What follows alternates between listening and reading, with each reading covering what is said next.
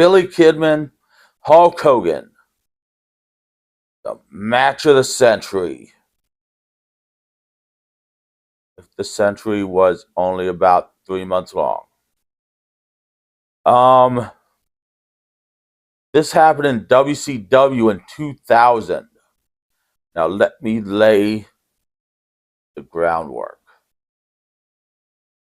WCW in its dying days was chaotic. First they brought in Vince Russo and Ed Ferreira, and the ratings went down. So then they fired them, and then they had some other people booking, and then they brought back Vince Russo and Eric Bischoff and had them working together. And this was WCW in 2000. And the plan was a total rehaul of WCW. All titles were vacated, all storylines ended, everything, it was all going to start from scratch. Now, the titles were put up for tournaments, and there were two groups in WCW that were going to be feuding. The New Blood, which were people who were young, well, not really, not all of them were young, but there were people who were held down by WCW of old. People like Jeff Jarrett, Shane Douglas, and Billy Kidman. And Millionaires Club, which were the established stars. People like Hulk Hogan, Kevin Nash, and Sting. Now, the initial plan was for the New Blood to be the faces and the Millionaires Club to be the heels. That didn't work at all. Because the fans booed the New Blood and cheered the Millionaires Club.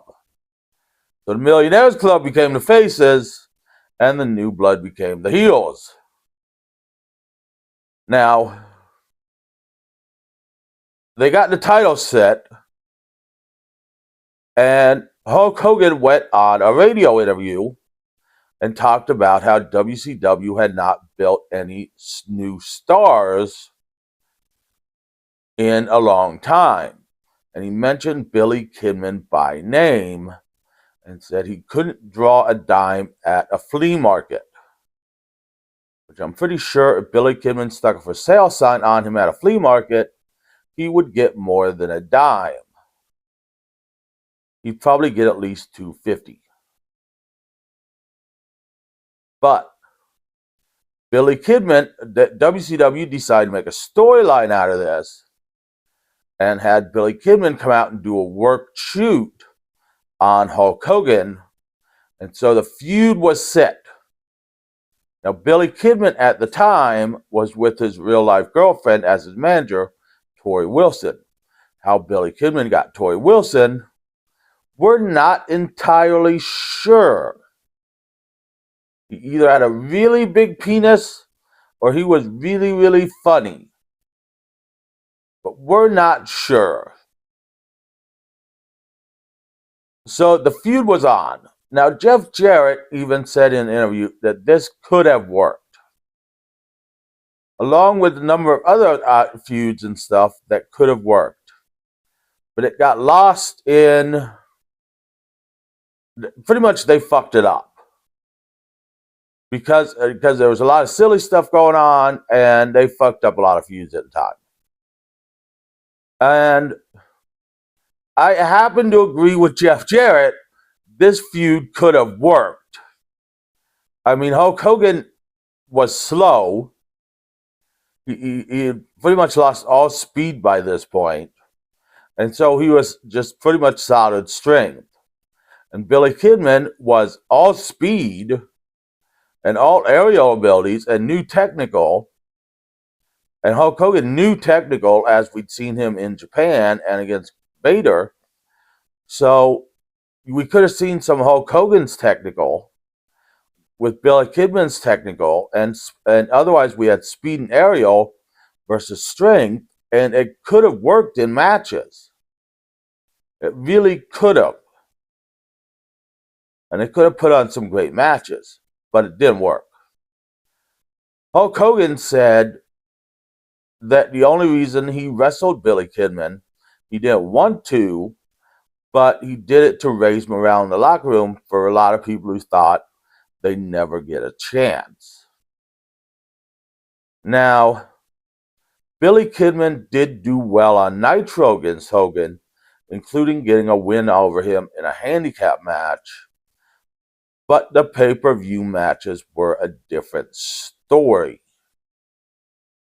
The first pay-per-view match, Eric Bischoff was the referee to sway things in Billy Kidman's favor, but Hulk Hogan won.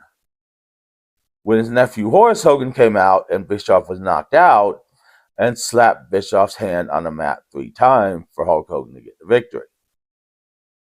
So you're thinking Billy Kidman's gonna get the second pay-per-view win. No. In the second pay-per-view, Torrie Wilson turned on Billy Kidman, kicked him in the groin, and Hulk Hogan got the second victory. And the feud was all but forgot about, and no one cared. Billy Kidman went back to the Cruiserweight division. Hulk Hogan went on to lay down for Jeff Jarrett and then sue the company for millions. Billy Kidman then went into a feud with Shane Douglas over Torrie Wilson, and eventually WCW died because they just fucked everything up at the end. I think I went over that pretty thoroughly. But as I said, it could have worked. It really could have. Because, well, Billy Kidman wasn't half the talker Hogan was. Billy Kidman was over twice the worker Hogan was at this point, at least. Probably more like 5 or 10 times the worker Hogan was. And he could have carried the match. But Hogan just, I don't know. It could have been a string of good matches. So that is Billy Kidman and Hulk Hogan. Hulk Hogan didn't want to do it, but he did to raise morale. At least that's what Hogan claims. But as you know, we got to take everything Hogan says with a grain of salt.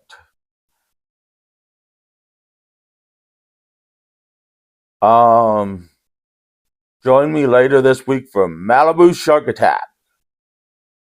They're in Malibu and there's sharks, which I think they're sharks in Malibu anyways. Is Malibu in Florida or is Malibu in California? I don't know, but I know Barbie's from there. So yeah, fun.